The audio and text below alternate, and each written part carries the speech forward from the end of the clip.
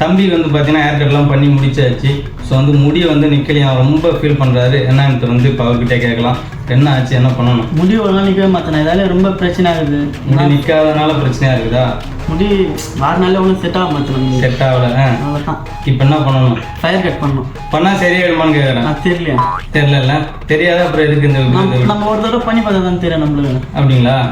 வழக்கம் போல தான் ட்ரை பண்ணுவோம். எப்படி ரிசல்ட் என்ன வருதுன்ட்டு பார்த்துட்டு மறக்காத கமெண்ட்ல சொல்லுங்கள்.